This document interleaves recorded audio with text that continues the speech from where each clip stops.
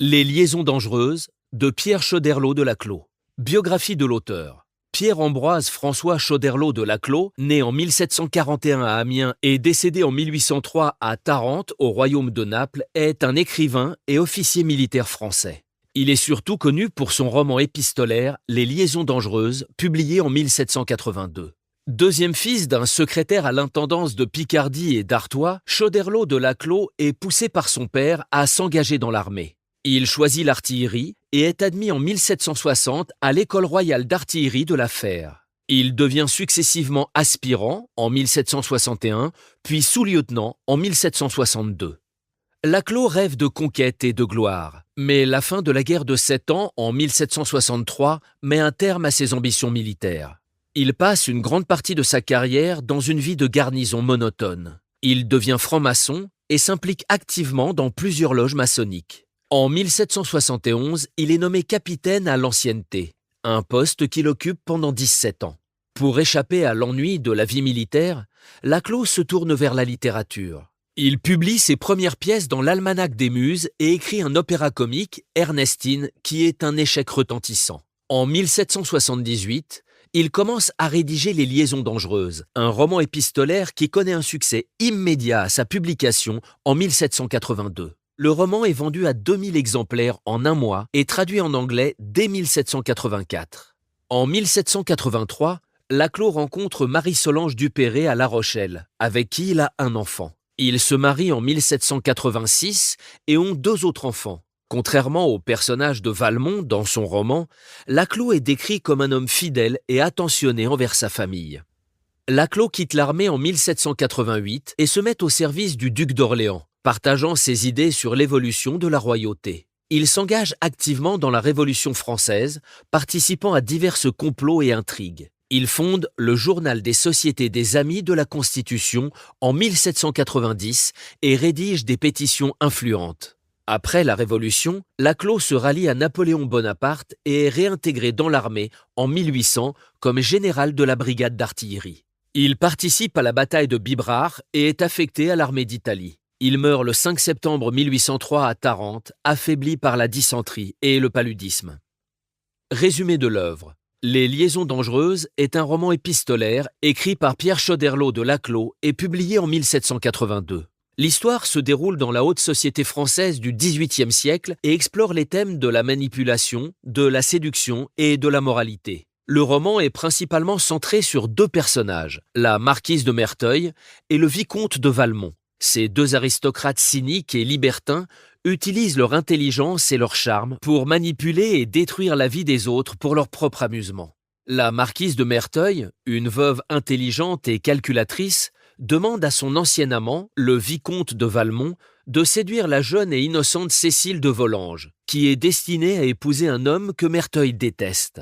Valmont, cependant, est plus intéressé par la conquête de la vertueuse Madame de Tourvel, une femme mariée, connue pour sa piété et sa fidélité. À travers une série de lettres échangées entre les personnages, le lecteur découvre les intrigues et les manipulations de Merteuil et Valmont. Leurs machinations ont des conséquences désastreuses pour les personnages impliqués. Cécile est corrompue, Madame de Tourvel est brisée par la trahison de Valmont et finalement, les manipulateurs eux-mêmes sont détruits par leur propre jeu cruel. Le roman se termine par la mort de Valmont dans un duel et la disgrâce publique de Merteuil qui perd sa beauté et sa réputation. Les liaisons dangereuses est souvent considérée comme une critique acerbe de la moralité et des mœurs de l'aristocratie française à la veille de la Révolution. Contexte historique. Pierre Choderlos de Laclos a écrit Les liaisons dangereuses dans un contexte historique marqué par des bouleversements sociaux et politiques en France à la fin de l'Ancien Régime. Le roman a été publié en 1782, une période où les idées des Lumières étaient en pleine effervescence, remettant en question les structures traditionnelles de la société, y compris la noblesse, la monarchie et les rôles de genre. Les Lumières ont encouragé la critique de l'autorité et la promotion de la raison, de la science et de l'égalité. Les écrivains et philosophes de cette époque, tels que Voltaire, Rousseau et Diderot, ont influencé la pensée critique et ont préparé le terrain pour les révolutions politiques et sociales à venir. En parallèle, la France était en proie à des tensions économiques et sociales croissantes. La noblesse et le clergé jouissaient de privilèges considérables, tandis que la majorité de la population, composée de paysans et de bourgeois, subissait des charges fiscales lourdes et des conditions de vie difficiles. Cette inégalité a alimenté un sentiment de mécontentement qui allait culminer avec la Révolution française en 1789. Le roman de Laclos, Les Liaisons dangereuses, est souvent perçu comme une critique acerbe de la noblesse décadente et des mœurs corrompues. À travers les intrigues et les manipulations des personnages principaux, le roman expose les hypocrisies et les abus de pouvoir au sein de l'aristocratie. Cette œuvre a été publiée à un moment où la société française était de plus en plus consciente des injustices et des dysfonctionnements de l'Ancien Régime, ce qui a contribué à son succès immédiat et à son impact durable.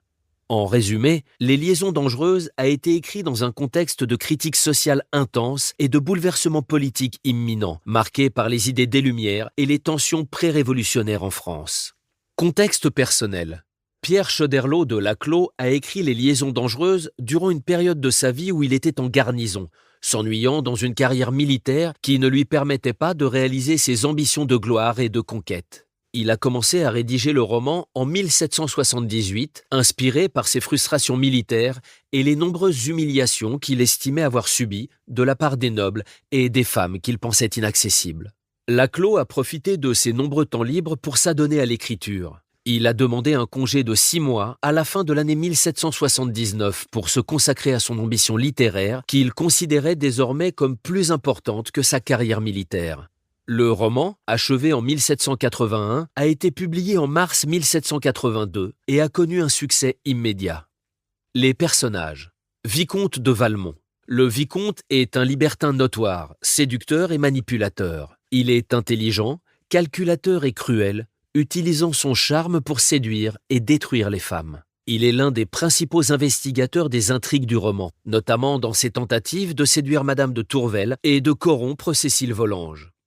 La marquise de Merteuil. La marquise de Merteuil est une femme intelligente, rusée et sans scrupules. Elle est une manipulatrice experte, utilisant son esprit et son charme pour contrôler et détruire ce qui l'entoure. Elle est la complice de Valmont et orchestre de nombreuses intrigues. Elle est également l'ancienne amante de Valmont et la seule femme à avoir résisté à ses avances. Madame de Tourvel.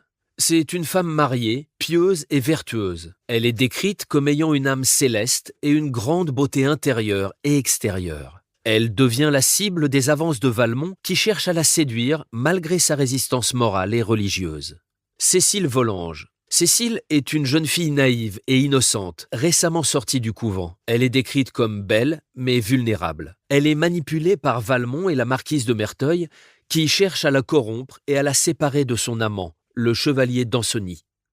Le chevalier d'Ancenis est un jeune homme honnête et amoureux de Cécile. Il est décrit comme ayant un fond d'honnêteté, mais est également influençable. Il est l'amant de Cécile et devient un pion dans les intrigues de Valmont et de la marquise de Merteuil.